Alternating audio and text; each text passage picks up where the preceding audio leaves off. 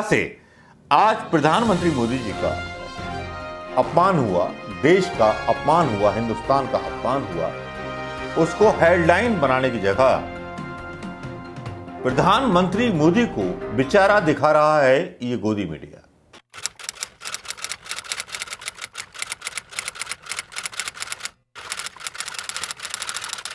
बड़ी उजट भाषा में, बड़ी खतरनाक भाषा में बातें होने लगी हैं सोशल मीडिया पर प्रधानमंत्री मोदी जी के अमेरिका के दौरे को लेकर के। लोग बोल रहे हैं भाई इन्होंने अपमान कर दिया हमारे प्रधानमंत्री मोदी जी का, 135 करोड़ हिंदुस्तानियों का अपमान किया है, इसका विरोध दर्ज करना चाहिए। क्योंकि जब एक बार जवाहरलाल नेहरू गए थे, जब 60 करोड़ की आबादी थी, जब जवाहरलाल नेहरू आज़ादी के बाद गए थे तो दो राष्ट्रपतियों ने उनका वेलकम किया था। उनके जो वो होते हैं, क्या होते हैं, प्रोटोकॉल, उनको तोड़ करके उनको रिसीव किया था। मुकेश गुप्ता ट्विटर पर लिखते हैं कि अमेरिका के न्यूयॉर्क एयरपोर्ट पर इतना ठंडा स्वागत, वह भी स्वयं घोषित 56वां विश्वगुरु का, ना कोई मंत्री आया, ना ही कोई आर्मी का बड़ा ऑफिसर आया रिसीव करने। केवल भाड़े के कुछ प्रवासी, अधिकांश थे उसमें गुजराती, ज़्यादातर थे जो रटे रटाए नारे लगाते हुए दिखाई दिए, और पालतू टॉमी बिस्कुट खाने वाले गुल्लू टुल्लू तिहाड़ी चिल्ला रहे थे कि स्वागत में जुटे। अमेरिका के राष्ट्रपति जो बाइडेन जी 3 दिन से सोई नहीं है उनके स्वागत में। इस पोस्ट में संलग्न फोटो में भारत देश के प्रधानमंत्री, प्रधान सेवक पंडित जवाहरलाल नेहरू की फोटो है, जिनके अमेरिका यात्रा पर दोनों बार यहाँ के प्रेसिडेंट के दोनों राष्ट्रपति हर प्रोटोकॉल तोड़कर नेहरू जी का स्वागत करने आए थे। और चुल्लू भर पानी में डूब मरो, यहाँ फोटो डाली गई है मुकेश गुप्ता के द्वारा। तो भाई ये कांग्रेस की तरफ से सबसे बड़ा हैंडल है जो ये लिखता है, और उसके बाद कहानी और चलने लगती है। मैं दुख से भर जाता हूं जब सूर्य प्रताप IPS ऑफिसर एक कहानी और डाल देते हैं जिसमें राष्ट्रपति रोनाल्ड रेगन राजीव गांधी को छाते में लेकर के जा रहे हैं और सब कुछ कर रहे हैं।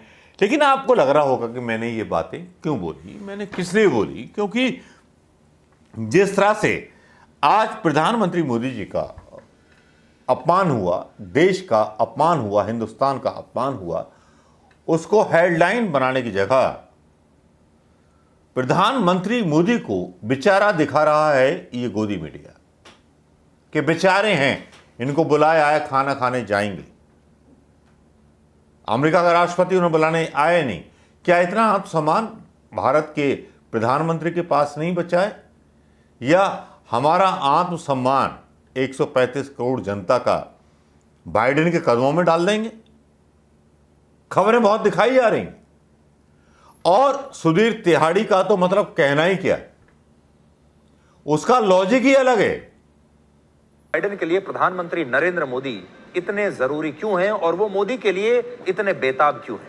इसकी पहली वजह है अमेरिका और दुनिया में जो बाइडेन की घटती लोकप्रियता, और इस घटती लोकप्रियता के पीछे जो बाइडेन की 5 बड़ी नाकामियां हैं जो आप नोट कीजिए। उनकी पहली नाकामी, वो राष्ट्रपति बनने के 2.5 वर्ष के बाद भी अमेरिका इज बैक का अपना वादा पूरा नहीं कर पाए। जब वो आए थे तो वो कहते थे अमेरिका इज बैक, लेकिन आज भी अमेरिका वही है जहां था। दूसरी नाकामी, अफगानिस्तान से उन्होंने अपने सैनिकों को वापस बुलाया, या कह लीजिए बुलाना पड़ा। तीसरा, वो ईरान के साथ न्यूक्लियर डील को भी अंतिम रूप नहीं दे पाए। चौथी नाकामी, यूक्रेन में रशिया के युद्ध को वो रोक नहीं पाए, और वो रशिया को भी रोक नहीं पाए कि वो यूक्रेन की सीमाओं में ना घुसे। यानी यूक्रेन की सीमाओं में घुसने से वो रशिया को रोक नहीं पाए, और अमेरिका की जो सुपर पावर की जो छवि थी, उस छवि को काफी नुकसान पहुंचा।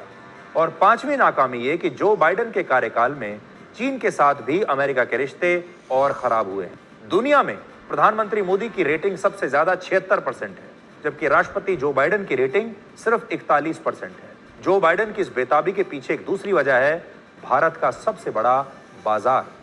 भारत पूरी दुनिया में सबसे ज्यादा हथियार खरीदने वाला देश है, लेकिन इसके बावजूद भारत जो हथियार खरीदता है उसमें अमेरिका की हिस्सेदारी अभी तक बहुत कम रही है। यहां आप समय के इस चक्र को भी देखें कि जिस अमेरिका ने आज से 25 साल पहले पोखरण में हुए परमाणु परीक्षण के बाद भारत पर कई तरह के आर्थिक प्रतिबंध लगाए थे और 24 साल पहले 1999 के कारगिल युद्ध में कारगिल का जीपीएस। ये इतने गंदे लोग हैं पत्रकार कि जो अपने देश की बेइज्जती को बेइज्जती ना समझ करके ये बताएं कि मोदी जी की बस तारीफ हो रही है, और इसलिए क्योंकि भारत सबसे ज्यादा हथियार खरीद रहा है। मैं आपको बता दूं कि 2023-2024 के बजट में रक्षा को सिर्फ 5.94 करोड़ रुपए मिले। पिछले साल के मुकाबले 13% का उछाल किया गया है। इसमें पेंशन की 1.38, 1.62 जो आधुनिकीकरण और बुनियादी पूंजी थी जो चौकियों को वो किया जाना था। बीआरओ का पूंजीगत बजट 5,000 करोड़ रुपए कर दिया। अग्निवीर को ई का दर्जा प्रदान करने के लिए अग्निवीर फंड। इसमें ये मैं आपके सामने न्यूज़ डाल रहा हूं। जो दावा कर रहा है सुधीर तिहाड़ी, ये अपने आप में गैर कानूनी साबित हो जाता है कि भारत सबसे ज़्यादा हथियार खरीद रहा है। यानी भारत को बदनाम कर रहे हैं ये लोग कि भारत युद्ध करने के लिए तैयार है। इनके अंदर इतनी अकल भी नहीं है कि इंटरनेशनल विजिट पर हैं प्रधानमंत्री मोदी और भारत सबसे ज़्यादा हथियार खरीद रहा है, जबकि भारत की नीति है कि हम किसी भी मुल्क के साथ नहीं रहेंगे, किसी युद्ध में जो है शामिल ना होंगे। लेकिन इनकी बुद्धि को पता नहीं क्या हो गया कि प्रधानमंत्री मोदी को तानाशाह साबित कर देना चाहते हैं कि हथियार खरीद रहा है और हथियार खरीदेगा अमेरिका से। अब समझ में नहीं आएगा कि कौन से हथियार खरीदेंगे, क्या हथियार खरीदेंगे। लेकिन एक खबर और बताना मैं चाहूँगा, रक्षा बजट 63,000 करोड़ की कटौती। संसदीय समिति ने चेतावनी दी थी, ऐसे वक्त में ठीक नहीं है जब चाइना आपके बॉर्डर पर खड़ा हो। 18 मार्च 2022 की ये खबर है, जिसमें यह खबर आई थी कि संसद के पटल पर बुधवार को रखी गई समिति के अनुसार तीनों सेनाओं की मांग की तुलना में बजट की आवंटित की गई राशि में भारी कमी की गई है। रक्षा मंत्रालय को आने वाले वर्षों में खर्च में कोई कटौती नहीं करनी चाहिए, ये विपक्ष का कहना था। लेकिन किसी ने सुना, समिति ने कहा ऐसे कटौती से रक्षा सेवाओं की गतिविधियां प्रभावित हो सकती हैं।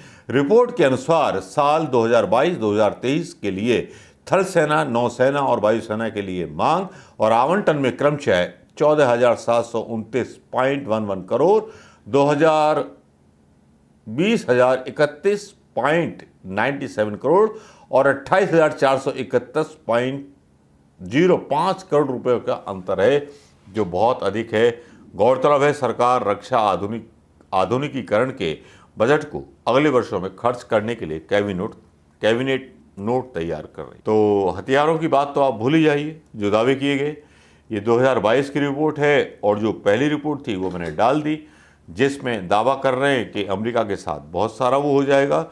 लेकिन बेशर्मी जब लगती है कि जब प्रधानमंत्री मोदी को कोई भी राष्ट्रपति या कोई भी लेने नहीं जाता, तो लगता है कि मोदी मीडिया जो है खुद गले पड़ रहा है।